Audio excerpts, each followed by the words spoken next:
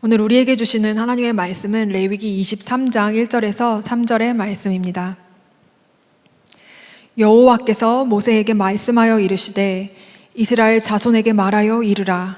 이것이 나의 절기들이니 너희가 성회로 공포할 여호와의 절기들이니라.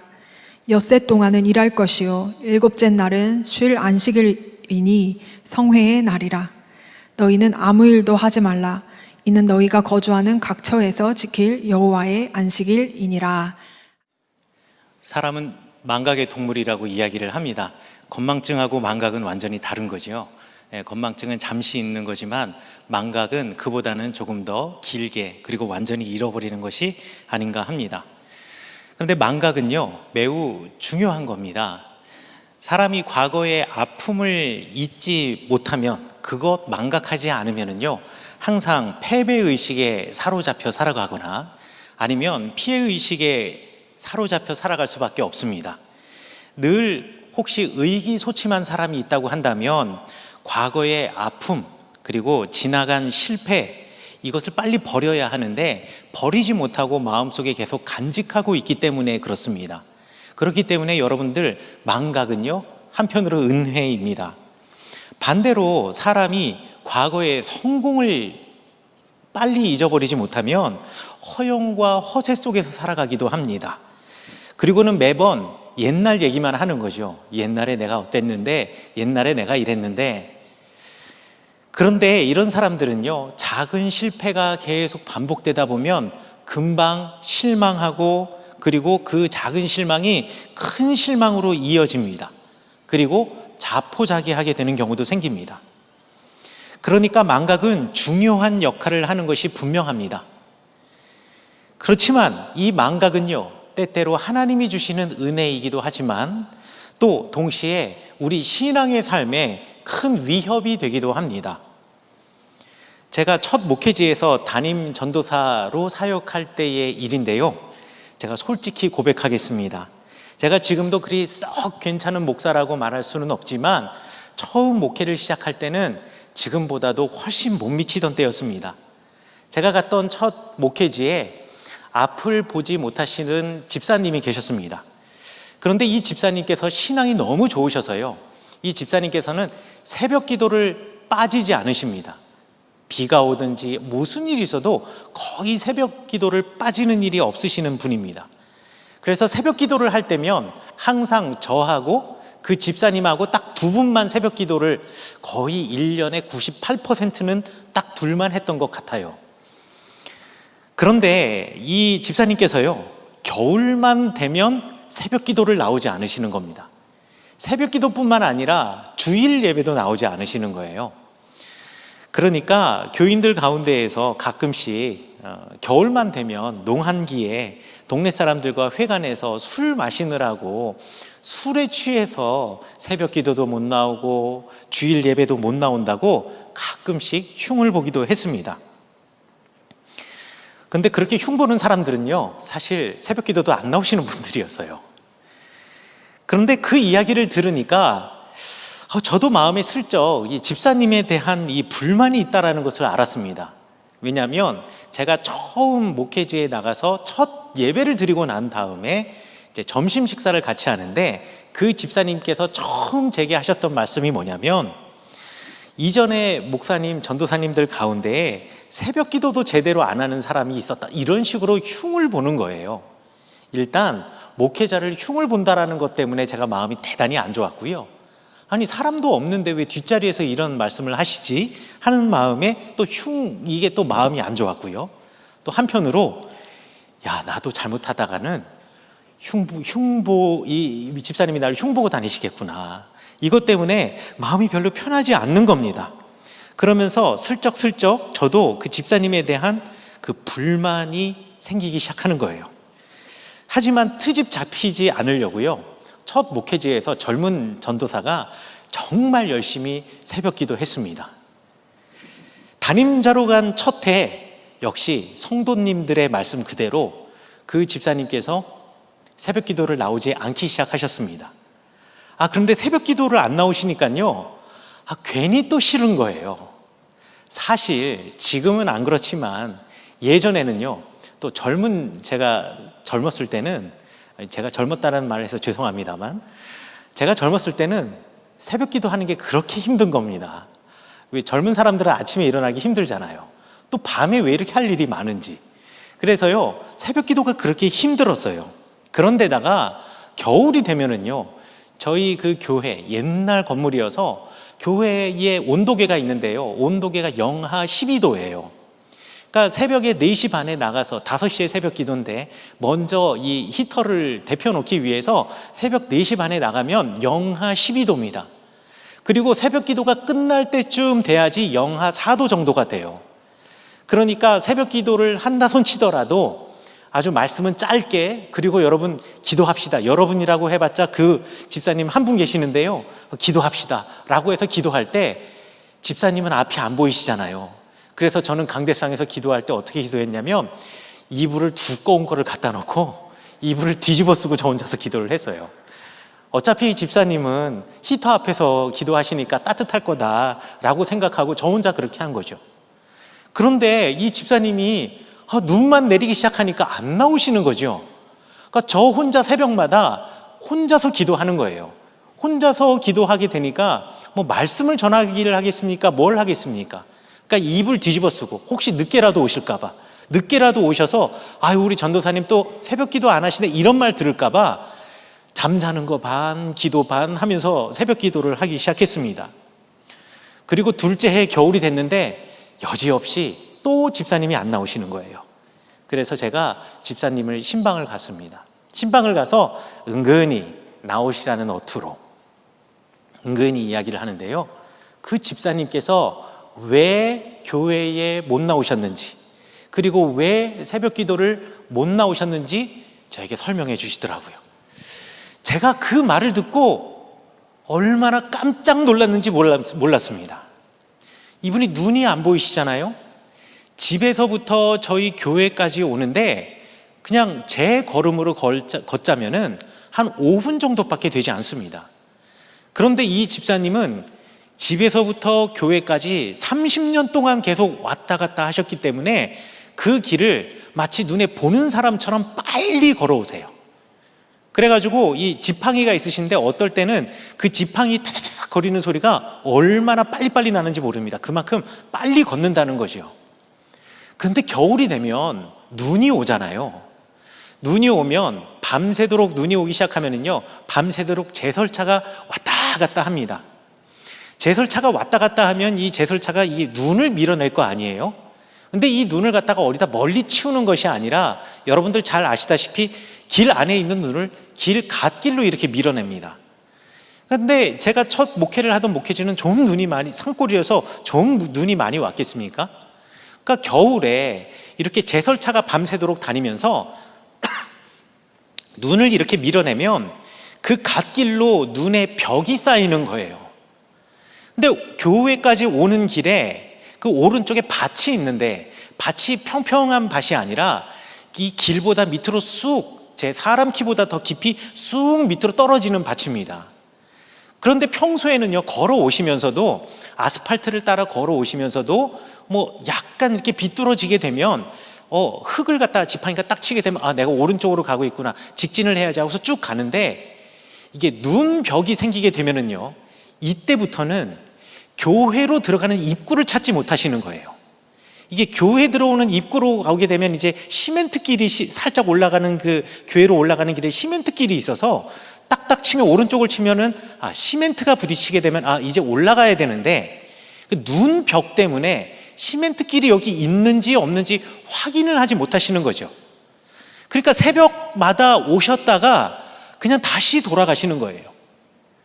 아니, 전도사가 되나서 그거를 미리 알았으면은 밤에 눈이 오고 새벽 4시 반에 이거 히터 킬 때 좀 일찍 나가가지고 교회 안으로 들어오는 그 쌓인 눈을 갖다 좀 치워놓기만 했더라도 이 집사님이 그 추운 새벽을 뚫고 왔다가 헛걸음하고 돌아가실 일이 없을 텐데, 제 마음속에는요, 한편으로 새벽 기도 때마다 겨울이 되면 그래 보자, 이 집사님이 오시는지 안 오시는지, 이런 오기를 가지고 새벽 기도를 하니 이 집사님의 마음을 알 수가 있었냔 말이죠.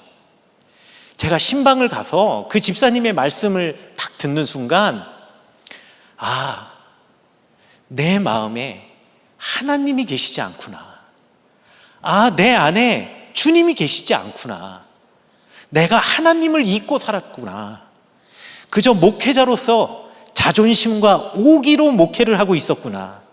내가 정말 주님과 더불어 살고, 그래서 주님의 마음을 가지고 이 집사님의 마음을 살폈으면, 아, 이렇게 살지는 않았을 텐데 내가 주님처럼 살아가지 못했구나 라는 것을 그때서야 깨달았습니다.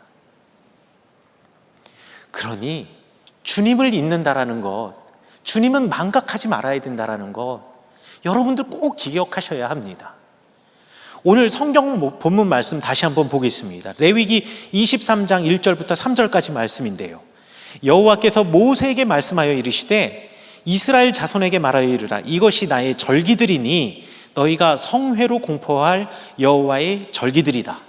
엿새 동안 일할 것이요 일곱째 날은 쉴 안식일이니 성회의 날이라. 너희는 아무 일도 하지 말라. 이는 너희가 거주하는 각처에서 지킬 여호와의 안식일이다 라고 말씀하고 계십니다. 여기서 절기라는 말은 우리가 흔히 말하는 명절이라고 생각하시면 안 됩니다. 이게 명절이라고 한다면 왜 안식일이 명절이겠어요? 안식일은 매주마다 지키는 것인데, 절기라는 말, 원래 이 히브리어 모아데 아도나이라는 말은 여호와 하나님을 기억하기 위해서 설정한 시간, 그러니까 특별한 의미를 가지는 시간이라는 뜻입니다. 그러니까 하나님께서 지금 레위기 23장부터 저희는 지금 1절부터 3절까지 읽었지만 사실 23장 전체가 우리 본문의 말씀입니다. 여호와 하나님께서 여호와 하나님을 기억해야 하는 특별한 의미를 가진 시간을 우리에게 주셨고, 그 특별한 의미를 가진 시간을 지금 설명해 주시는 겁니다. 그리고 그때 성회로 모이라고 이야기하는데, 여러분들 성회라는 말 많이 들어보셨을 겁니다. 예전에 무슨 부흥회나 뭐 이런 거 하면 성회라는 표현을 쓰지 않습니까? 제가 사전을 또 이렇게 인터넷을 뒤져봤는데요, 대부분 성회라는 말을 써놓고 괄호치고 한문으로 쓸 때 거룩할 성자에 모일 회자를 쓰더라고요. 그런데 실제로 히브리어에는 이 성회를 거룩할 성자로 쓰지 않습니다. 거룩할 성자가 아니라 소리 성자를 씁니다. 그래서 성회라는 말을 성회라는 원래의 구약 성경 레위기의 뜻은 뭐냐면 부르는 날, 모이라고 부르는 날이 성회입니다. 하나님께서 특별한 의미를 가진 시간, 여호와 하나님을 기억하는 특별한 의미를 가진 시간을 정해 놓으시고, 그때 우리더러 모이라고 부른 날이 이런 날이다라고 지금 레위기 23장에서 이야기하고 있는데, 그게 바로 안식일, 유월절, 무교절, 첫 이삭을 드리는 때, 그리고 곡물의 첫 이삭을 드리고 일곱 안식일의 이튿날, 그리고 일곱째 달 첫날, 그리고 속죄일, 초막절, 이런 순서로 절기를 성회로 모이라고, 그리고 다 같이 모여서 여호와 하나님을 기억하라고 말합니다. 왜 이렇게 모이라고 이야기할까요? 왜냐하면 우리 인간은, 사람은 망각의 동물이기 때문입니다. 목회자인 제가 초년병 시절에 하나님을 잊고 살았듯이, 그리고 지금도 종종 주님이 옆에 계심을 잊고 제가 하고 싶은 말을 내뱉고 제가 하고 싶은 행동을 가끔씩 하는 것처럼 사람들은 하나님을 잊고 살아갑니다. 사람들이 왜 망각할까요? 여러분, 유명한 클래식을 좋아하시는 분들은 아마 한 번쯤은 들어보셨을 만한 이름인데요, 유명한 첼로 연주자 중에 요요마라고 하는 분이 계세요. 이 요요마에게 첼로가 4대가 있는데 4대 중에 한 대 이름이 페투니아라고 하는, 자기가 별명을 붙여준 거예요. 꽃 이름 페투니아를 붙여줬는데, 이 첼로가 1733년도에 베네치아에서 제작한 악기입니다. 그러니까 지금 300년 된 악기이죠. 이 악기가 1999년도에 이 악기의 가격이 얼마였냐면 지금 우리나라 돈으로 30억이었습니다. 그런데 1999년도에요. 뉴욕의 카네기 홀에서 이 요요마가 공연을 하고 난 다음에 자기 호텔로 돌아갈 때 택시를 타고 돌아갔는데요. 택시를 딱 내려서 호텔로 들어갈 때 갑자기 생각이 난 게 있습니다. 첼로를 택시에 두고 내린 거예요. 첼로 연주자가 말이죠. 택시를 타고 오면서요. 아, 내일 또 공연이 있는데 오늘 공연을 막 복기하면서 내일 공연은 이렇게 해야지, 내일은 내가 이 부분을 이렇게 해야지, 내일은 이렇게 해야지, 이런 생각을 하다가 정작 첼로 연주가에게 있어서 제일 중요한 첼로를 택시에다가 두고 내린 거예요. 그래서 택시 영수증을 그나마 받아놨기 때문에 몇 시간 만에 그 첼로를 다시 돌려받기는 하였지만, 여러분 생각해 보십시오. 어떻게 첼로 연주자가 자기 첼로를, 그것도 200만 원짜리도 아니고 그때 당시로 30억이나 되는 첼로를 택시에 두고 내릴 수가 있겠습니까? 이것은요, 내가 관심을 가지고 있는 것에 집중하다가 정작 제일 중요한 것, 제일 기본적이고 근본적인 것을 놓쳤기 때문에 그렇습니다. 저는 이 요요마가 왜 이랬는지 이해할 수 있어요. 제가 자꾸 목회 처음 하던 시절을 이야기해서 죄송한데요. 제가 처음 목회할 때 제일 힘들었던 게 뭐냐면 설교였습니다. 담임 목회를 하기 전까지는 제가 설교를 그렇게 많이 할 일이 없잖아요. 그런데 갑자기 담임 전도사가 됐는데요. 주일 예배 설교해야죠. 주일 저녁 예배 설교해야 되죠. 그 다음에 6번의 새벽 기도 설교해야 되죠. 수요 예배 설교해야 되죠. 금요일 날도 설교해야 되죠. 갑자기 해야 할 설교들이 너무나 많으니까 이 설교를 설교 속에서 치여 사는 거예요. 그래서 주일날 주일 예배 설교를 하는데요. 주일 아침 11시에 예배를 드리는데 설교가 10시 반, 10시 40분, 어떨 때는요, 그러니까 예배가 시작하기 전까지도 설교가 준비가 미처 안 돼서 허덕이고 쫓길 때가 있었어요. 그런데 그날 제가 설교를 열심히 준비하다가 약 한 5분 전에 마지막 설교를 딱 찍으면서, 그래, 됐어. 이제 설교하러 들어가야지. 예배하러 가야지가 아니라 설교하러 들어가야지. 라고 생각이 든 거예요. 그래서 들어가서 여기 앞에 왜 쇠종 같은 거 있잖아요. 쇠종 3번 땅땅땅 누르고 주일 예배를 시작하겠습니다 라고 하고서는 찬송을 불러야 되는데, 주보를 보고 찬송가 몇 장을 찬양하겠습니다 라고 했는데 성경책하고 찬송가를 안 갖고 들어온 거예요. 설교 원고만 갖고 들어오고 성경책하고 찬송가를 갖고 들어오지 않은 겁니다. 왜냐면요, 그냥 설교에 쫓겨 있다 보니까 내가 어떻게 하면 설교를 잘해야지, 어떻게 하면 설교를 해야 되지, 이 생각만 하고 정작 내가 예배를 드려야겠다, 내가 예배를 인도해야 된다, 내가 이분들에게 하나님을 만나게 이 생각을 하지 못한 거예요. 그야말로 전쟁을 나가는데 총안 갖고 나가는 거와 똑같은 일인 거죠. 요요마처럼 말이죠. 내가 관심을 가지는 일에 집중하다 보니까요, 정작 제일 중요한 것, 기본을 잊어버리고 살아가는 겁니다. 이게 망각의 첫 번째 요소입니다. 당장에 제일 중요한 것만 생각하다 보니, 그것만 집중하다 보니 그것을 이루어 주실 하나님을 잊어버리는 거죠. 잠언 16장 9절의 말씀에 사람이 마음으로 자기의 앞 일을 계획할지라도 그 걸음을 인도하시는 분은 하나님이시다라는 믿음을 가지고 있어야 되는데, 그냥 계획만 잘하면, 그리고 그 계획이 좋으면 다 잘 될 거라고 생각을 하고 주님은 기억하지 못했던 사람들, 그랬던 제가 그러한 망각의 늪에 빠질 수밖에 없는 겁니다.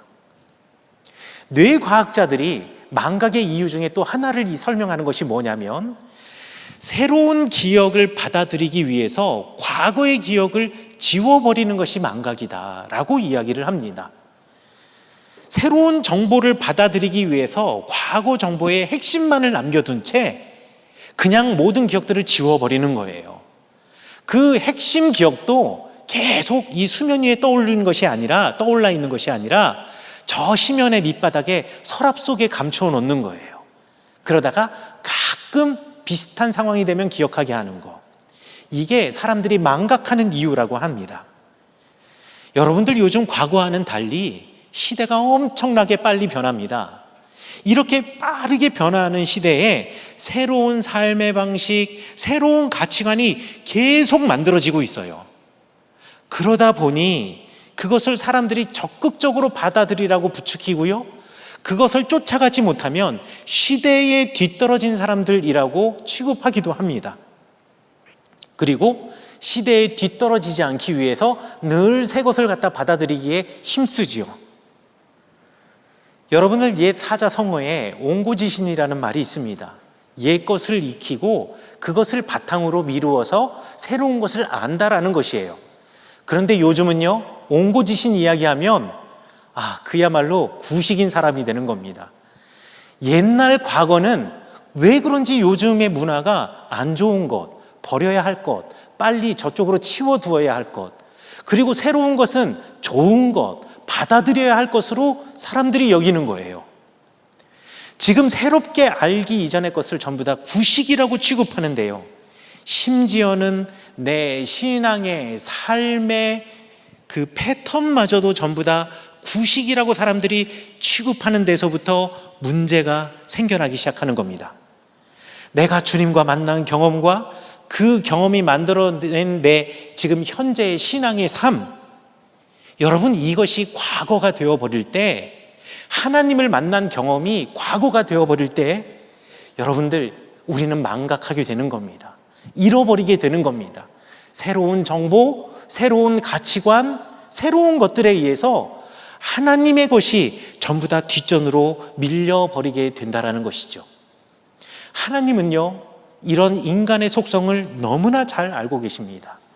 그래서 특별한 의미를 가진 시간, 절기를 우리에게 명령하신 겁니다. 하나님을 다시 떠올리고 기억하는 시간을 가지라고 이야기하는 거예요. 유월절과 무교절에 하나님을 기억하라고 이야기를 합니다. 광야의 삶이 그저 고난으로 점철되는 것이 아니라 무교절과 유월절 이후에 이스라엘 백성들이 출애굽해서 광야로 나가지 않았습니까? 그 광야의 삶이 그저 고난으로 점철된 것이 아니라 그 광야의 삶이 하나님과 꼭 붙어 다니던 밀월 여행의 때였다라는 것. 애굽에 있을 때 이스라엘 백성들은 하나님을 몰랐습니다. 그리고 하나님께 예배드리지 않았습니다. 그러나 출애굽하고 난 이후에 모세를 통하여서 시내산에서 하나님의 음성을 듣고 하나님의 율법을 받은 다음부터 하나님의 말씀과 동행하는 삶을 살게 되지 않았습니까? 그러니 광야의 삶은 하나님과 꼭 붙어 다니는 삶, 그리고 동시에 하나님을 알아가는 시간이었기에 유월절과 무교절을 지키면서 너희들의 인생에 고난이 있느냐? 이 고난의 때가 그저 고난으로 끝나는 것이 아니라 이 때가 하나님과 꼭 붙어 다니는 밀월 여행의 시대이고 하나님을 알아가는 시간이라는 것을 잊지 말고, 이 고난의 때에 넘어지는 것이 아니라 이 고난의 때에 더욱더 하나님을 붙들라고 하나님께서는 유월절과 무교절을 기억하라고 말씀하셨습니다. 또 밀과 보리의 첫 이삭을 드리는 절기를 하나님께서 지키라고 말씀하시면서 그 절기에 하나님을 기억하라고 말씀하십니다. 내 곳간에 채워진 보리와 밀에 만족하지 않고, 여러분들 첫 이삭과 보리를 드리기 위해서는 기본적으로 이 사람이 땅을 가지고 있어야 돼요. 농사할 수 있는 농토를 가지고 있어야 합니다. 그런데 내가 이렇게 수확을 하고 내 창고에 밀과 보리가 가득 차 있을 때, 사실 우리 옆에서는 땅이 없는 사람들은 지금 그것도 드릴 수 없는 어려움에 처해 있는 사람들이 있거든요. 바로 그런 사람들을 보면서 내가 누리고 있는, 내 곳간에 누리고 있는 그 풍요를 함께 누리는 사람이 되어야 한다. 그 이웃을 기억하는 것이 바로 하나님을 기억하는 것이라는 것을 주님께서 말씀해 주시는 것입니다. 그리고 물질만 채워지는 것을 감사하고 그것으로 만족하는 것이 아니라 지금 내 영혼의 곳간은 어떠한지를 되돌아보라고 밀과 보리의 첫 이삭을 드리는 절기에 하나님을 기억하라고 말씀하십니다. 여러분들의 곳간에 먹을 것을 채워주시는 하나님 너무나 감사하지요. 그것 은혜이지요. 그러나 그것을 뛰어넘어서 그렇다면 여러분의 영혼은, 여러분의 영성은, 여러분의 신앙은 그처럼 가득 차 있는가를 되물어보며, 그렇지 않다면 그 하나님을 기억하라는 것, 이것이 밀과 보리의 첫 이삭을 드리는 절기를 우리에게 지키라고, 그때 하나님을 기억하라고 주님께서 주신 주님의 마음이십니다. 일곱째 달 첫날을 기억하면서 그때에 하나님을 기억하라고 주님께서 말씀하셨습니다. 한 해의 정중간에 한번 새롭게 다시 시작하시는 하나님, 이 하나님께서 이 땅을 창조하신 창조의 주인이시라는 것을 기억하면서 너희들이 이 땅의 주인의 삶을 살아가는 것이 아니라 종의 삶을 살아가야 한다는 것을 다시 한번 기억하라고 하나님께서 일곱째 달 첫날에 하나님을 기억하라고 말씀하셨습니다. 또 속죄일 날 하나님을 기억하라고 말씀하셨습니다. 매일 제의를 드리는 제사장도, 하나님의 말씀을 선포하는 선지자들도, 그 예언자들도 세상의 그 어느 누구로부터 죄로부터 자유로울 수 없다라는 것을 늘 인식하라고, 그러나 죄인이라고 우리를 낙인 찍으시는 하나님이 아니시라, 하나님께서는 그 어떠한 죄인도 그냥 죽도록 놔두시지 않고 끝까지 그들을 붙잡아 구원하신다라는 것을 기억하라고, 그 하나님을 기억하라고 속죄일을 지키라고 말씀하시고 속죄일 날 하나님을 기억하라고 말씀하십니다. 장막절에 하나님을 기억하라고 말씀하셨습니다. 광야에서 인도하시고 광야에서 우리를 먹이셨고 마시게 하셨고 이 땅에 열매를 맺게 살게 하시, 열매를 맺고 그 열매를 따먹게 하며 살게 하신 그 하나님을 기억하면서 하나님이 주신 그 은혜만을 바라보고 감사하라고, 똑같이 수학을 했는데 내 옆에 있는 사람은 나보다 더 많이 했는데 라고 생각하는 순간 여러분 감사가 사라지거든요. 은혜가 사라지거든요. 그런 삶을 살아가는 것이 아니라 그저 주님께서 내게 주신 그 은혜만을 바라보며 세상의 누구와도 비교하며 살아가지 말라고, 오직 주님만을 바라보라고, 하나님만 기억하라고 장막절에 하나님을 기억하라 주님께서 명령하신 절기입니다. 정기적으로 이렇게 주님을 기억하면서 하나님께서는 나를 잊지 말라, 정기적으로 성회로 함께 모여서 공동체가 다 함께 그 주님을 기억하면서 나를 기억하라고 말씀하신 것, 이것이 바로 레위기에서 성회의 율법을 주신 우리 주님의 마음이십니다. 특별히 매주마다 안식일에 모이라고 부르십니다. 매주마다 모이면서 다른 성회들은 1년에 한 번인데 매주마다 1년 매주마다 모이면서 세상의 주인이 하나님이시다라는 것, 내가 인생의 주인이 네가 아니라는 것, 그리고 세상은 하나님으로부터 우리는 위임받은 종이기 때문에 청지기의 마음으로 세상을 살아가야 한다라는 것, 그리고 세상에서 내가 특권을 누리기보다는 세상의 모든 사람들과 그리고 하나님이 창조하신 모든 세상과 조화를 이루며 살아가는 것, 그리고 하나님은 우리를 자유케 하신 분이라는 것, 그래서 너희들 가운데 있는 종이라고 할지라도, 너희들이 부리는 동물이라고, 가축이라고 할지라도 그들을 존중해야 되고 그들에게 쉼을 주어야 한다라는 것, 세상의 모든 것들을 사랑해야 한다라는 것, 그리고 무엇보다도 하나님을 늘 기억해야 한다라는 것, 이것을 말하시기 위해서 하나님은 안식일을 또한 성회로 말씀하셨습니다. 제정하셨습니다. 왜냐하면요, 우리는 날마다 이것을 잊고 살아가는 사람들이기 때문입니다. 그리고 제멋대로 자기 기준대로 살아가는 사람들이기 때문입니다. 그래서 하나님께서는 날마다 기억하라, 모이라, 기억하라, 부르라 라고 말씀하시는 거지요. 그렇기 때문에 예배자인 우리가 마땅히 해야 할 바는 하나님을 잊지 않는 것입니다. 성회로 모이는 것입니다. 하나님을 기억하라고 만들어 놓으신 그 특별한 때를 기억하며 날마다 주님을 기억하는 것입니다. 인식하는 것입니다.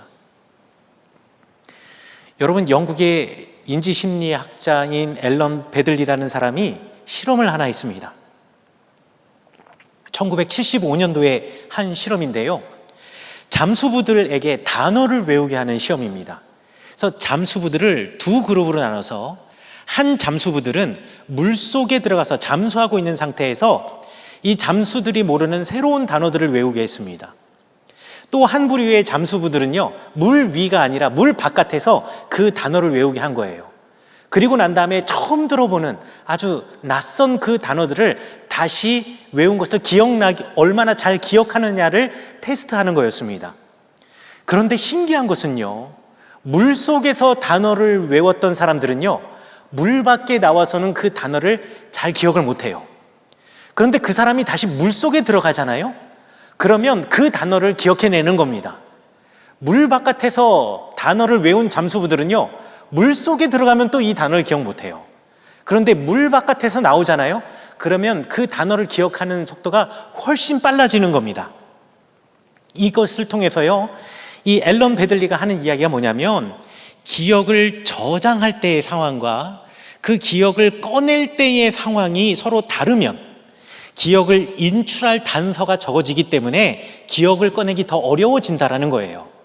거꾸로 이야기하자면, 내가 기억을 저장할 때의 상황과 지금 현재 상황이 똑같다라고 한다면 언제라도 나는 그것을 기억해 낼 수 있다라는 것이죠. 여러분, 근데 우리의 인생은, 우리의 삶은 물 밖이냐 물 아니냐 하는 단 두 가지 상황만 있는 것이 아닙니다. 우리는 날마다 수백 가지의 상황에 접합니다. 자, 그렇기 때문에 우리 예배자들은요, 그 하나님을 잊지 않기 위해서 항상 모든 상황 속에서 주님을 기억하는 연습을 해야 돼요. 여러분, 고난 속에서 하나님 많이 찾으시죠? 하나님 고난 속에서 더 많이 기억하시죠? 고난 속에서 더 많은 기도하시죠? 고난 속에서 주님이 더 많이 떠오르시죠? 왜 그런지 아세요? 고난 속에서는 주님을 찾았는데요, 그동안 그 고난이 지나가고 나면 주님을 안 찾았기 때문이에요. 그 고난의 문제가 해결되면은요, 주님을 찾지 않았기 때문에 고난 속에서는 주님을 많이 찾는데 고난이 지나가고 나면 평상의 일상의 삶 속에서는요, 주님이 금방 생각나지 않는 거예요. 그런데 말입니다, 여러분들이 어떤 상황 속에서라도 주님을 기억하게 하려고 한다면 고난의 때가 아니라 평상시에서도 늘 주님을 기억하는 연습을 하시면 돼요. 그렇게 훈련을 하시면 돼요. 그러면 고난의 때에만 주님이 기억이 나는 게 아니라, 내가 길을 갈 때에도, 내가 좋은 일이 있을 때에도, 내가 직장에서도, 내가 학교를 다닐 때에도, 내가 누구를 만날 때에도 늘 주님이 떠오를 수 있는 거예요. 그러기 위해서는요, 고난의 때만 그 잠수부들처럼 물속에서만 단어를 외우지 않고 물속에서도 외우고 물 바깥에서도 외우시면 되는 거예요. 우리가 어떠한 상황에서도 의지를 가지고 하나님을 기억하는 것이 그렇기 때문에 중요한 겁니다. 매일 정해진 시간에 기도하는 것, 주일 예배를 드리는 것, 새벽 기도를 하는 것, 초하루 기도회 하는 것, 말씀 기도하는 것, 그리고 예수 동행 일기 쓰는 것, 그래서 여러분들이 이 주님을 기억할 수 있는, 또 주님을 날마다 인식할 수 있는 여러 가지 방법들이 참 많이 있는데요, 그런 방법이 있지 라고만 끝나는 것이 아니라 하시면 되는 겁니다. 그러면 주님이 기억이 나요. 그리고 주님이 인식이 돼요. 그리고 항상 내 옆에 주님이 계시다라는 것을 항상 기억하실 수가 있어요. 여러분들이 망각하시지 않게 된다라는 것입니다. 이것이 바로 예배자가 마땅히 해야 할 바입니다. 어떠한 방법을 선택하시든지 어떠한 상황 속에서도 의지를 가지고 하나님을 기억하는 것, 그래서 어떠한 상황 속에서도 하나님이 기억나는 것, 하나님을 기억해야 하는 것. 그러면 여러분 모든 상황 속에서 늘 주님과 동행하심을 감사함으로 받아들이며 그 순간순간을 이겨내실 수가 있는 것입니다. 그 순간순간을 주님과 함께 기뻐하실 수가 있는 것입니다. 여러분들 늘 주님을 기억하면서 그분을 잊지 않고 동행하셔서 이 코로나의 시대뿐만 아니라 여러분의 일상의 삶 속에서 늘 예배자로서의 마땅히 해야 할 바, 주님과 동행하시고 주님을 기억하시고 주님을 늘 인지하시는 우리 귀한 여러분들 되시기를 간절히 축원합니다. 축원합니다. 우리 이 시간 결단의 찬양하겠는데요, 모든 상황 속에서, 어떤 상황 속에서라도 주님을 기억하겠습니다. 주님을 찬양하겠습니다. 어떤 상황 속에서도 주님을 부르겠습니다. 우리 고백하는 찬양하시겠습니다.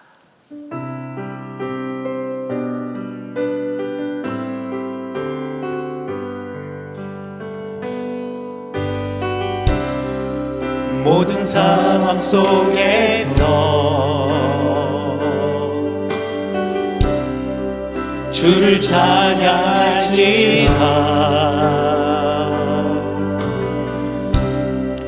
주는 너의 큰 상급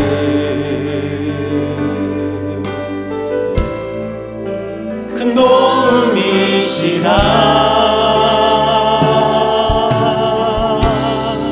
주의 얼굴 구할 때 주의 영을 부으사 크신 사랑 안에서 주를 보게 하소서.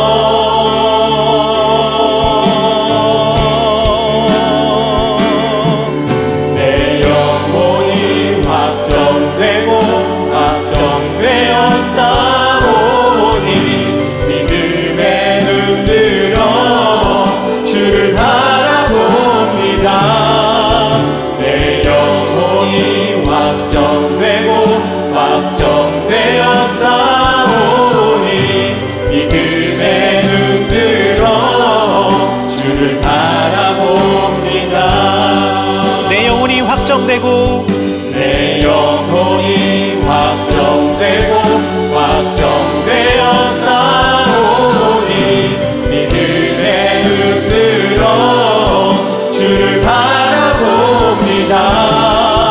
내 영혼이 확정되고 확정되어 싸우니 믿음에 흔들어 주를 바라봅니다. 우리 이 시간 두 가지 기도의 제목을 가지고 기도하겠습니다. 첫 번째로 성회를 통해서 우리에게 알려주신 주님의 마음을 기억하시면서 그 마음을 알고자 주님의 부르심에 응답하는 우리가 되게 하소서. 우리 기도하시겠고요. 두 번째 기도의 제목은 어떤 상황 속에서도 주님이 우리와 함께 하심을 기억하며 주님께서 우리와 동행하심을 잊지 않겠습니다. 그러므로 어떤 상황 속에서라도 내 계획이 아니라 주님의 음성에 귀 기울이게 하옵소서. 우리 다 함께 고백하며 간절히 기도하겠습니다. 주님 한번 부르시고 기도하겠습니다. 주여, 하나님 우리를 성회로 부르신 주님을 기억합니다. 주님은 우리를 모리라고 하시고 주님의 정하신 때 날마다 주님을 기억하라고 우리를 부르셨는데, 하나님 나의 계획을 따라 그리고 나의 생각을 따라 그리고 나의 기준을 따라 때로는 주님 생각하기를 저 시면의 밑바닥에 잠시 내려놓은 채 나의 의지와 나의 계획을 가지고 이 땅을 걸어갔음을 주님 앞에 고백합니다. 하나님 아버지, 이제 내가 주님만 바라보기를 원합니다. 주님의 손을 잡고 걸어가기를 원합니다. 주님이 나와 함께 계시기에 주님, 내가 어떤 걸음을 걸어갈지라도 담대히 걸어가기를 원합니다. 주님, 주님의 부르심에 응답하는 내가 되게 인도하여 주옵시고 주님의 부르심에 대답하는 자가 될 수 있도록 주님께서 인도하여 주시옵소서. 날마다 주님을 생각하기를 원합니다. 24시간 주님을 바라보기를 원합니다. 때로는 그렇게 주님을 인식하는 것이, 때로는 그렇게 주님이 나와 동행한다고 내가 늘 생각하는 것이 마음에 부담이 된다면, 주님, 내 마음속에 아직도 주님 앞에 숨기고 싶었던 그것들을 주님 앞에 내어놓고, 하나님 언제라도 내 마음의 문을 열고 주님께서 나를 바라보고자 하실 때